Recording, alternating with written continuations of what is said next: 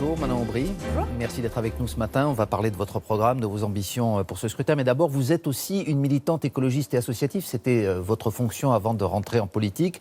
Quelle est votre réaction à ces retards que va connaître une nouvelle fois, l'a-t-on appris, l'EPR, la centrale nucléaire nouvelle génération de Flamanville ? L'idée de nouvelle génération, je crois que c'est l'énergie du passé. En fait, c'est un gouffre financier qui n'en finit plus de coûter une somme folle d'argent. C'est un risque écologique, on le sait, le nucléaire. Et je crois que ça doit être un signal d'alerte plus que jamais pour réorienter la politique d'énergie française vers le 100% d'énergie renouvelable. Ça fait une bonne relation avec notre programme pour les européennes, parce que c'est l'ambition qu'on veut aussi donner pour l'Europe. Vous, à la France Insoumise, vous êtes pour la suppression totale du nucléaire dans les modes d'énergie pour la France dans les années à venir. Et nous sommes pour la sortie définitive du nucléaire. Alors évidemment, ça ne se fait pas du jour au lendemain. C'est pour ça qu'il faut faire les investissements qui sont nécessaires pour la transition écologique. Et en attendant, utiliser du charbon, qu'est-ce qu'on fait en attendant, utiliser du nucléaire, mais petit à petit, réorienter la politique énergétique. Notre objectif, c'est 100% d'énergie renouvelable en 2050. Vous voyez, ce n'est pas tout de suite, mais si on veut l'atteindre, il faut faire les investissements dès maintenant. Et ça coûte entre 20 et 30 milliards d'euros par an. Et c'est une somme qu'il faut mettre sur la table parce qu'il s'agit de l'avenir de nos enfants. Alors, vous portez les couleurs donc de la France Insoumise pour ce scrutin européen. Qu'est-ce que vous souhaitez finalement d'abord sur ces élections européennes, donner un signal à Emmanuel Macron ou peser sur les futurs choix européens? On n'a pas bien compris, quand on entend Jean-Luc Mélenchon, on a l'impression que c'est plutôt d'abord un vote sanction contre le président. Les deux sont liés. D'abord, évidemment, on veut que ce soit un référendum contre la politique d'Emmanuel Macron. C'est le premier scrutin après les élections présidentielles depuis 2 ans. Et c'est l'occasion de sanctionner la politique qui est menée par le gouvernement ces 2 dernières années, qui est une politique qui est injuste, avec des cadeaux fiscaux en faveur des plus riches et les plus pauvres qui triment. Donc on a d'un côté la suppression de l'ISF pour les plus riches et de l'autre, par exemple, la suppression des APL ou la hausse de la CSG pour les plus pauvres. Et donc c'est l'occasion de le sanctionner parce que nous sommes des démocrates. Quel rapport avec l'Europe? Je vais vous donner des rapports concrets avec l'Europe. Si Emmanuel Macron, une fois arrivé au pouvoir, les premières choses qu'il a faites, c'est casser le Code du travail. C'est sous recommandation et injonction de l'Union européenne.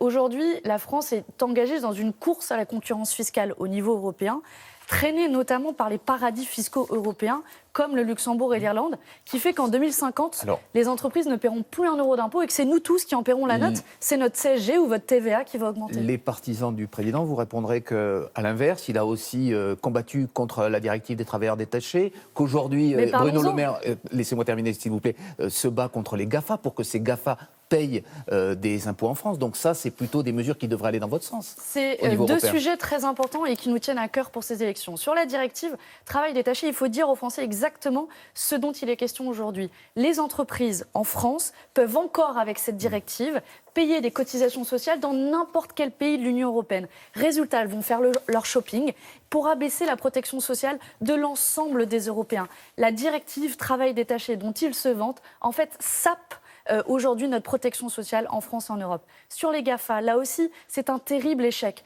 Parce que la France... Ça n'a pas été mis en place. C'est un terrible échec. Pour l'instant, c'est une intention, c'est une volonté. Non, c'est un terrible échec parce que, en fait, c'est une taxe qui est extrêmement marginale. C'est un pansement sur une jambe de bois. C'est 300 à 400 millions d'euros pour une cinquantaine d'entreprises du numérique. C'est très peu par entreprise. Et en fait, les plus puissantes, on rappelle Google, comme Google, Amazon, etc.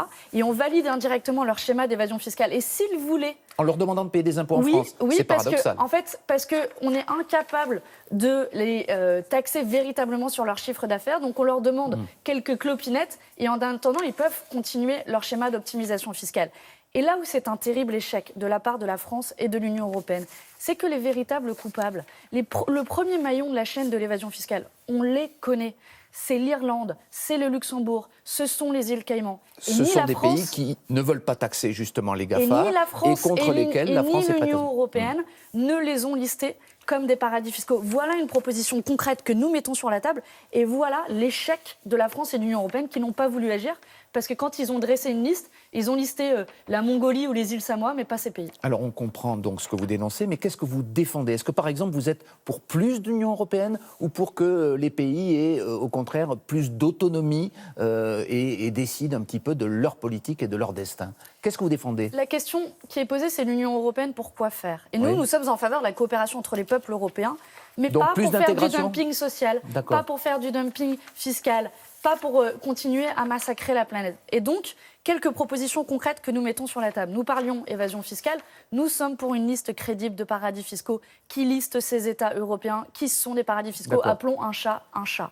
Nous sommes en faveur de la transition écologique. Investir massivement, ça veut dire faire Tout le monde est 100% pour la d'énergie. transition écologique, Manon mais la Aubry, différence excusez-moi. entre les autres et tous ceux qui agitent le drapeau écologiste et nous, c'est que nous remettons en cause les traités européens qui aujourd'hui mettent un carcan budgétaire et limitent notre capacité à investir. Un autre exemple... Excusez-moi, vous contestez par exemple les traités européens. Si la France sort des traités européens et qu'elle a aujourd'hui des sanctions financières, par exemple, ce n'est pas un problème? Il faut aller vers cela? Il faut faire imploser l'Union? C'est toute la question du rapport de force. Aujourd'hui, la France est la deuxième économie européenne.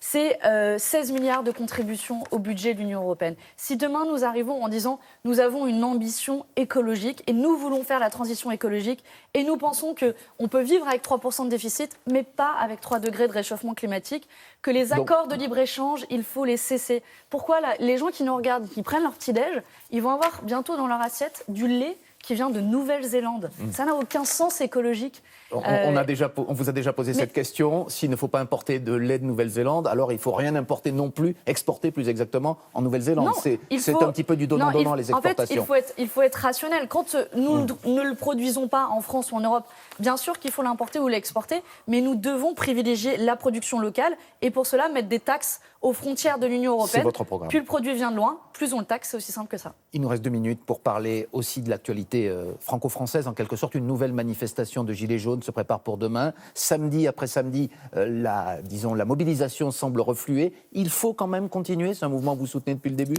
même s'il y a moins de monde dans les rues. Mais vous savez, ça peut se comprendre qu'il y ait moins de monde. Les gens sont fatigués. Est-ce que vous avez déjà vu un mouvement social qui dure aussi longtemps? Maintenant, ce qui compte, ce sont les revendications sociales. Est-ce qu'il faut continuer?